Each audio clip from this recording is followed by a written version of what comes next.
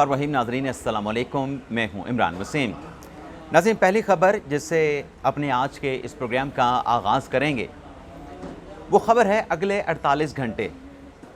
अगले 48 घंटों में क्या बड़ा होने जा रहा है, इस ख़बर से अपने ब्लॉग का आगाज़ करेंगे और इसके बाद हमारे प्रोग्राम की जो दीगर अहम ख़बरें हैं, जिनके हेडलाइन, जिनके टाइटल थंबनेल पे आप नाज़रीन ने पढ़े हैं, और ख़ास तौर पे वज़ीर दाखिला मोहसिन नकवी के ख़िलाफ़ कटहरा तैयार, ये क्या मामला है, इसकी तफसीलात से भी आप नाज़रीन को आगाह करेंगे। लेकिन प्रोग्राम का आगाज़ करने से पहले आप नाज़रीन से दरख्वास्त होगी कि चैनल को सब्सक्राइब कर लें, बेल आइकॉन का बटन प्रेस करें, वीडियो पसंद आए तो इसे लाइक और शेयर ज़रूर कीजिएगा। आज प्रोग्राम में हमारे साथ जानज़ेब अब्बासी मौजूद हैं और पहली ख़बर से कि अगले 48 घंटे क्यों अहम करार दिए जा रहे हैं, क्या बड़ा होने का इम्कान है। जानज़ेब अब्बासी साहब से दरख्वास्त होगी कि आज का हमारा जो प्रोग्राम है वो मैक्सिमम 15 से 16 मिनट से ज़्यादा नहीं करेंगे। बिल्कुल ठीक। गुज़िश्ता रोज़ का प्रोग्राम जो है वो 20 मिनट तक चला गया और ज़ाहिर सी बात है कि सुनने वाले भी उकता जाते हैं कि प्रोग्राम आपने बहुत लंबा किया है। तो जानज़ेब अब्बासी साहब, ये जो 48 घंटों की बात हो रही है और कहा जा रहा है कि कुछ बड़ा हो सकता है, तो क्या बड़ा हो सकता है? अगले 48 घंटे किस मामले पे अहम करार दिए जा रहे हैं और ये मामला अब सिर्फ एक इशू के साथ कनेक्टेड नहीं रहा जी, बल्कि इसमें एक और कानूनी पहलू भी, एक और इशू भी जो है इसमें शामिल हो चुका है। दो चीज़ों के ऊपर जो है मुकम्मल तौर पे खामोशी, दो चीज़ों के ऊपर फुल स्टॉप लगाया गया, लेकिन बात अब ये लग रहा है कि किसी और तरफ जाएगी। तो ये ख़बर है क्या अगले 48 घंटों की, इस पे आएँ, इस पे फिर एनालिसिस भी करेंगे। इमरान शुक्रिया। 48 घंटे इसलिए अहम है कि हाई कोर्ट्स के अंदर 19 जजेस जुडिशल कमीशन ने रिकमेंडेशंस भेजी हुई हैं सदर ममलिकत को, और सदर ममलिकत साथ उस समरी को होल्ड करके बैठे हुए हैं।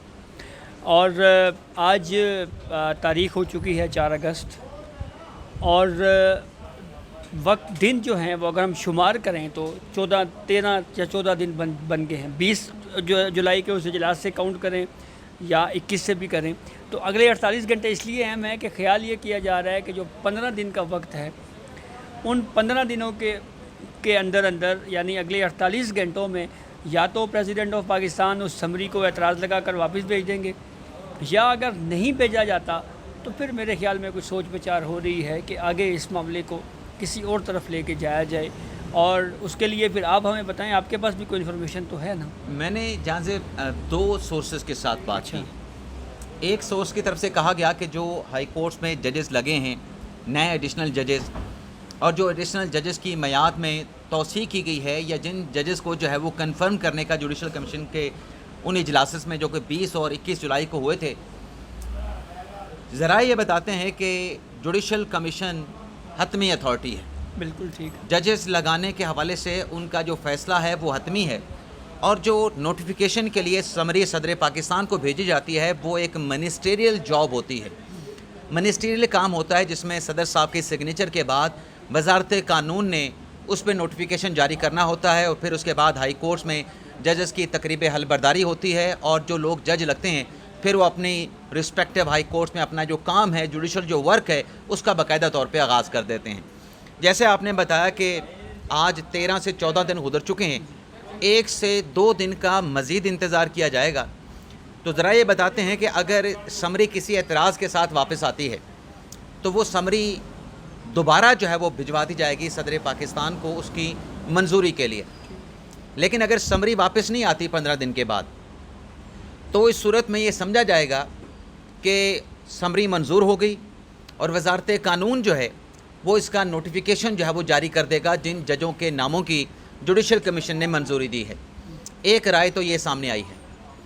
दूसरी जो ख़बर सामने आई है या रिपोर्ट सामने आई है वो ये है कि अगर सदर पाकिस्तान इस समरी की मंजूरी नहीं देते, जो कि आर्टिकल 175(8) के तहत भिजवाई गई, जिसमें कोई मयात नहीं है कि कितने दिनों में सदर इस समरी को मंजूर करेंगे, तो इस सूरत में कोई वकील जो है वो FCC से भी रजू कर सकता है इस मामले के इंटरप्रिटेशन के लिए कि मिनिस्ट्रियल वर्क के लिए सदर पाकिस्तान कितने दिन तक जो है वो फ़ैसला रोक सकते हैं, समरी पे फ़ैसला नहीं करते, और कितने दिन के अंदर फिर उस पर अगर वो फ़ैसला नहीं करते तो फिर ऑटोमेटिकली वो जो समरी है उसे मंजूर जो है वो तस्वर किया जाएगा, और फिर वजारत कानून उस पर बाकायदा तौर पे जो है वो نوٹیفیکیشن جاری کر دی جائے گا، نوٹیفیکیشن جو ہے وہ جاری کر دے گا.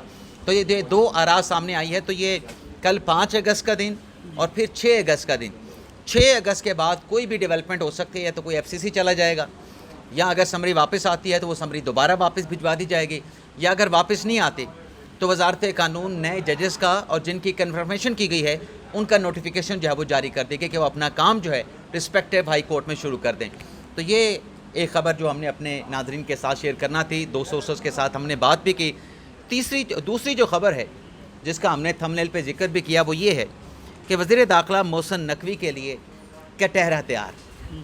اب عام طور پہ تو عدالتی کٹہرہ ہوتا ہے، لیکن یہ کٹہرہ ایک اور نوعیت کا ہے، ایک اور طرح کا ہے.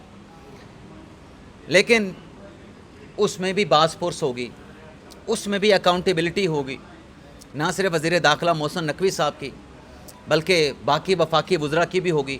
اور جو حکومت کا وزیر اعظم شہباز شریف صاحب کا جو فیصلہ ہے اس میں شواہد بھی مانگے گئے ہیں کہ محض آپ سے جو رپورٹس مانگی گئی ہیں آپ نے ان رپورٹس کے ساتھ جو بھی آپ کا کہنا ہے، محسن نقوی صاحب کا ہے یا باقی وزارتوں کا کہنا ہے، وہ اپنے موقف کی سپورٹ میں ڈاکومنٹس بھی دیں گے، اپنے موقف کی سپورٹ میں شواہد بھی دیں گے.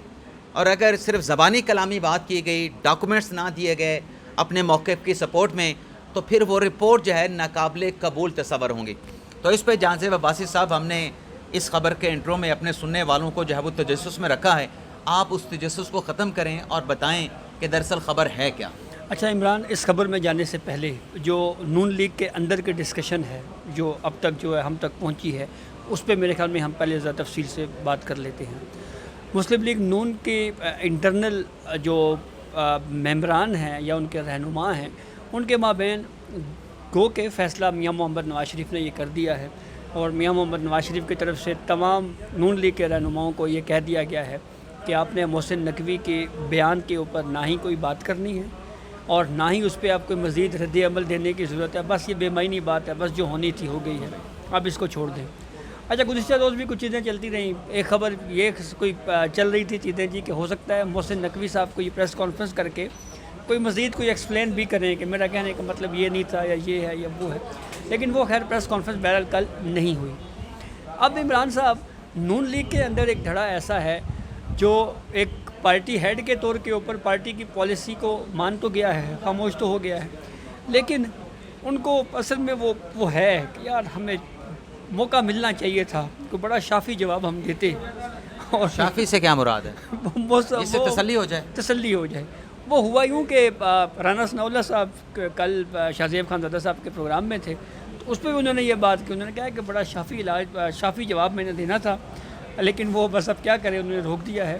تو PMLN کے اندر یہ ایک ویو پایا جاتا ہے کہ ہمیں اس معاملے کو یہاں پہ روکنا نہیں چاہیے تھا، ذرا معاملے کو آگے بڑھا دینا چاہیے. اس کی وجہ رانا ثناء اللہ صاحب کا جو موقف ہے یا خواجہ آصف صاحب کا جو موقف ہے وہ جیلسی بھی ہے یا میرٹ کے اوپر ساری باتیں ہو رہی ہیں؟ دیکھیں عمران، جیلسی تو میرے خیال میں نہیں ہے. اس کی وجہ بنیادی یہ ہے کہ آپ اس نظام کا حصہ ہیں اور آپ وزیر داخلہ، ایک وفاقی وزیر داخلہ بنے. یہ وہ عہدہ ہے جس پہ پولیٹیشین بڑی محنت کر کے اور آپ کو یاد یونین ہوگا کونسل لیول کے اوپر الیکشن لڑتے ہیں، لوگ مارے کھاتے ہیں، MPAs بنتے ہیں، MNAs بنتے ہیں. پتہ نہیں کتنے دہائیوں بعد یا سالوں بعد جا کے ان کو ایک اس لیول کا ہائی پروفائل عہدہ ملتا ہے. تو اچانک سے آپ کی لاٹری نکل جائے. وزارت داخلہ. اور آپ میں وزارت داخلہ میں مزید جو ایڈ کرنا چاہتا ہوں وہ یہ کہ جب چودھری نثار صاحب نون لیگ میں ہوا کرتے تھے، وزیر داخلہ ہوا کرتے تھے، تو وہ ڈپٹی پرائم منسٹر شمار ہوتے تھے وزارت داخلہ میں اس پورٹ فولیو کو سنبھالنے پر.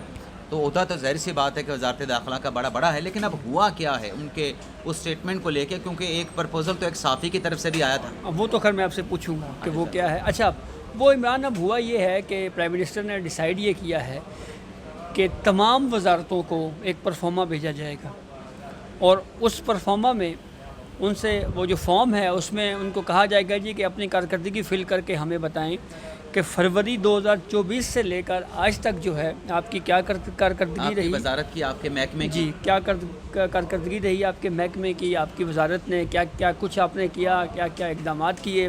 اس کے جو مالیاتی سائٹ کے اوپر جو ہے وہ تو ایک الگ ہے، لیکن ہم چونکہ ٹاپک وہ تو ہمارا finance محسن کے نقوی کی حد تک ہے ہاں۔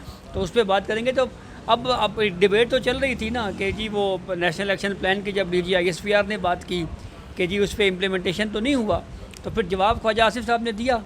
انہوں نے یہ کہا کہ جناب یہ جو 13 نکات ہیں جوائنٹ جو نیشنل ایکشن پلان کے، یہ تو وزارت داخلہ نے پورے کرنے تھے. اب میرے خیال میں اس پرفارما کے ذریعے وزارت داخلہ سے پوچھ لیا گیا ہے کہ آپ اپنی پرفارمنس تو پہلے بتائیں نا جی. جو آپ کہہ رہے ہیں کہ نظام ٹھیک نہیں چل رہا، تو آئیں پھر شروع آپ سے ہی کرتے ہیں کہ تسی دسو ذرا آپ کی اچیومنٹ کیا ہے اور نیشنل ایکشن پلان کے جو نکات ہیں اس پر آپ نے فروری 2024 سے لے کے اب تک کتنا عمل درآمد کیا ہے. لیکن اس میں کچھ اور بھی ڈیٹیلز ہیں. اچھا. یعنی اس میں ایک تو یہ ہے نا کہ جو یہ پرپوزل آیا ہے، جو جیسے آپ نے کہا، میں نے کہا کہ ایک صحافی نے بھی یہ پرپوزل پیش کیا تھا. ابصار عالم صاحب سینئر صحافی ہیں، ان کی طرف سے کل ایکس کے اوپر ٹویٹ کر کے کہا گیا کہ جو کہا جا رہا ہے نا کہ 13 نیشنل ایکشن پلان کے جو پوائنٹس ہیں اس پہ عمل درآمد نہیں ہوا، تو ان کا کہنا تھا کہ کابینہ کا اجلاس بلا کے وہاں پہ محسن نقوی صاحب کو بلایا جائے اور ان سے ان کی کابینہ کی پرفارمنس، ان کی اچیومنٹ پوچھی جائے، ان کی وزارت کی. اور اگر وہ رپورٹ میں جو بتاتے ہیں اپنی اچیومنٹ کے حوالے سے، اپنی کارکردگی کے حوالے سے، اگر وہ حوصلہ افزا ہے، سیٹسفیکٹری ہے، تو اب تو ان کو اپریشیٹ کیا جائے. لیکن اگر وہ ان کی رپورٹ، ان کی اچیومنٹ جو ہے اس پہ کابینہ اور وزیر اعظم سیٹسفائیڈ نہیں ہوتے، انسیٹسفیکٹری رپورٹ آتی ہے، تو پھر محسن نقوی صاحب کو جو ہے وہ ایگزٹ ڈور جو ہے وہ دکھایا جائے. آپ کو لگتا ہے کہ ایگزٹ ڈور دکھایا جائے گا؟ جتنے ماشاءاللہ بااثر ہیں، جتنے ماشاءاللہ طاقتور ہیں اور جتنے ان کے مطلب بااثر لوگوں کے ساتھ تعلقات ہیں، تو لگتا ہے کہ آپ کو گھر جائیں گے، ایگزٹ کا دروازہ دکھانا پڑے گا؟ میرا عمران اس لیے خیال نہیں ہے کہ اس کی ایک تو بنیادی وجہ یہ ہے کہ اگر ہم نون لیگ کی جو مرکزی قیادت کی بات کریں تو وہ اس معاملے کے اوپر کافی جو ہے وہ لچک کا مظاہرہ کر رہی ہے، کر چکی بھی ہے اور آگے بھی کر رہی ہے. ہاں. تو جب وہ اس لیے جب وہ بہت زیادہ تحمل کا مظاہرہ کر رہی ہے اور باقاعدہ اسٹیٹمنٹ بھی، آفیشیل بھی بات ہو گئی ہے اب تو کہ جی بس ٹھیک ہے جو ہو گیا آپ نے اس پہ، تو اس کا مطلب ہے محسن نقوی صاحب بھی کہیں پہ نہیں جا رہے، کہیں پہ بھی، اور حکومت بھی کہیں نہیں جا رہی. لیکن حکومت کے ایک فیصلے کے اوپر سپریم کورٹ نے نوٹس لیا ہے. 12 منٹ ہم پورے کر چکے ہیں. اس پہ بھی ذرا بتائیں کہ یہ حکومت کا کون سا فیصلہ ہے اور سپریم کورٹ کا نوٹس کیا ہے اسی معاملے پہ، اسی نوعیت کے معاملے پہ. عمران وہ معاملہ یہ ہے کہ دیت کی رقم جو ہے وہ اب حال ہی میں نوٹیفیکیشن جاری ہوا ہے، اس میں 1,93,00,000 اور سم تھنگ یا 52,000 پہ طے کی گئی ہے.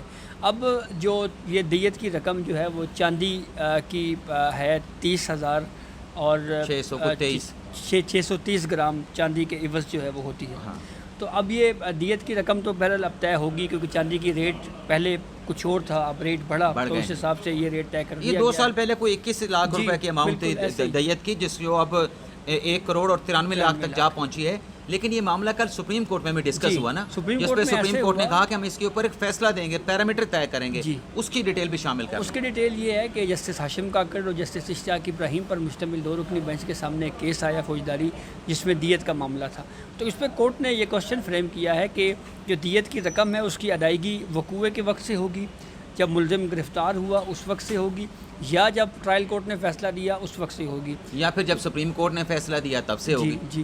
تو اس کی بنیادی وجہ یہ ہے کہ مثال دی جسٹس اشتیاق ابراہیم صاحب نے کہ وقوع ہے 2010 کا، ملزم گرفتار ہوتا ہے 2015 میں، ٹرائل کورٹ فیصلہ کرتی ہے 2020، سپریم کورٹ تک معاملہ آتے ہوئے 2026 ہو جاتا ہے. تو دیت کی رقم اس وقت وقوع کے وقت جو تھی وہ دی جائے گی یا اس وقت موجودہ دی جائے گی؟ کیونکہ جسٹس اشتیاق ابراہیم صاحب کا یہ ویو ہے کہ جو نظام انصاف کی سست روی کا جو معاملہ ہے اس کا الٹیمیٹلی جو نقصان ہے یا بوجھ ہے یا خمیازہ جو ہے یہ فریق مقدمہ کو نہیں اٹھانا چاہیے، متاثرہ فریق پہ پڑتا ہے. تو اب یہ 3 ہفتوں کے بعد جو ہے وہ کیس دوبارہ فکس ہوگا.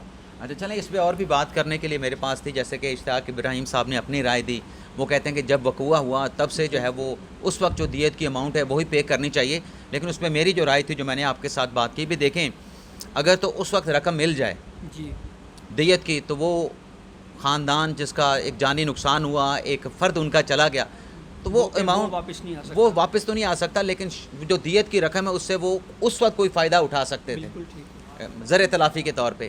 لیکن اگر 15 سال 20 سال گزرنے کے بعد اس کو وہی رقم ملے 10 لاکھ 12 لاکھ، آج 1,93,00,000 ہو چکے، تو انفلیشن کے اعتبار سے یہ پھر ان کے ساتھ زیادتی ہو گئی.